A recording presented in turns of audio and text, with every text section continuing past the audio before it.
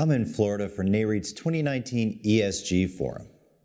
Joining me today is Frankel, Assistant Vice President, Sustainability and High Performance Buildings with Alexandria Real Estate Equities. Thanks so much for joining us. Great to be here again. Now, Alexandria has long been regarded as one of the real estate industry leaders in best ESG practices. I'd like to talk to you about four of the company's recent developments, starting with the release of your first corporate responsibility report. In that report, the company announced sustainability goals out to the year 2025. What drove Alexandria to take these steps, and what are some of the highlights from that report? Alexandria has long recognized that environmental sustainability, social responsibility, and sound corporate governance practices are important to the long-term success of our business. For us, corporate responsibility is sustainability and philanthropy, or put another way, the E&S in ESG. So I'll give you a few highlights of what was in the report and more broadly our program. Actually starting with social and social responsibility. It's really at the core of everything we do at Alexandria. We have a unique and differentiated business model with a mission around advancing human health. So our strategic philanthropy focuses in four areas.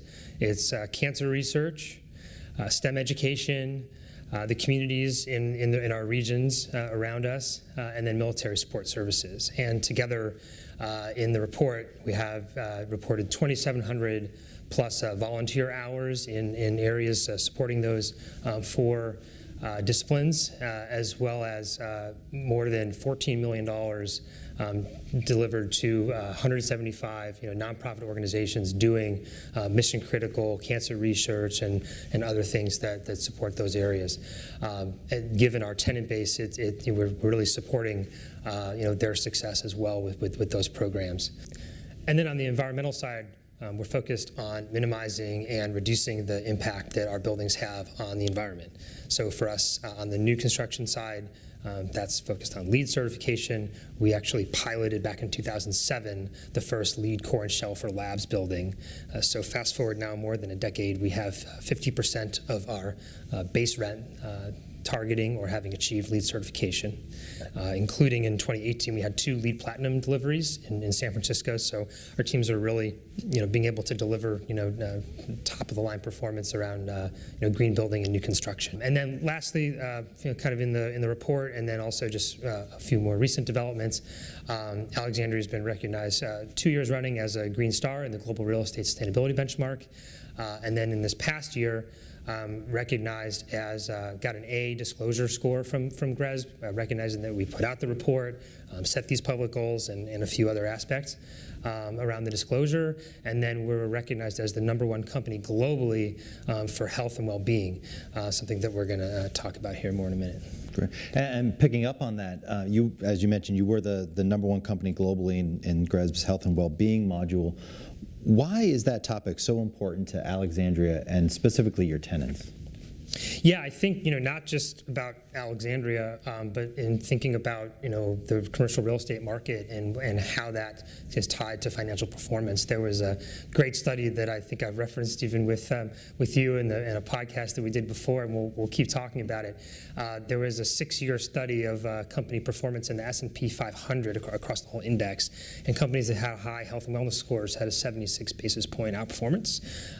So I think that's in recognition of the fact that not only employees that are in better shape just physically are going to be more kind of productive, they're less absenteeism, things of that nature, but also that it helps companies with their talent attraction, recruitment. Additionally, for Alexandria, we really think we anticipated and were early adopters and leaders in this area before it became such a hot topic now. We did that again, recognizing that life science and technology campuses and tenants are in this sort of global competition for talent. It's important for researchers, especially who are focused on driving just discoveries and breakthroughs, to be in is the best condition that they can be in. So it was really strategic for us in that manner. And you fast forward now. I think the market has more or less caught on that these can be differentiating amenities. We were really focused on the certification market as well. Back in 2016, we became the first real estate company to adopt the Fitwell set of guidelines and had some certifications at the 3-star level, which is the highest level. And that was a way for us to demonstrate that what we had built to date and the way that we're operating buildings really is, best in class relative to the market. And then we did also have the first well-certified laboratory space in the world at the Alexandria Launch Labs in New York City. And Alexandria issued its first green bond in June of 2018. Can you talk about the strategy behind issuing that bond, your process for defining green projects, and the outcomes of that transaction? Yeah, so starting with the process to define them, you go back to the fact that we started with LEED in 2007. So, fast forward, our teams are doing LEED, Gold, and Platinum projects regularly, routinely. And so as you think about the criteria for a deeper green kind of project, LEED Gold was the baseline that we set. Some companies might include existing buildings. We kept it real clean and just said LEED Gold or higher projects that have either achieved that certification or are targeting that certification. And we did the green bond and we started investigating it with the notion that the pool of green capital continues to grow. We just heard today that the green bond market now is reaching up to $500 billion.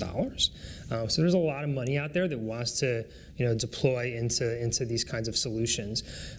So we thought that we might be able to expand the order book, the capital base, by sort of setting these commitments within the bond while really just doing what we were doing before. And what we heard from the market was that we had the trust of the investors because we had that long track record. We had our results from GRES that show that kind of overall this is programmed into the culture.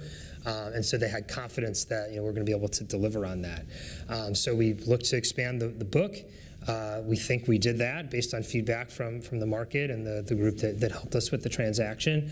And so there's a number of factors that are going to ultimately drive the price, but we do feel like we expanded demand and we're able to put some downward pressure on the rate, and we're overall very happy with the transaction. All right, thank you so much for joining us. Thanks for having me, Matt. For more on this and other ESG-related topics, be sure to visit NAREIT's website, REIT.com.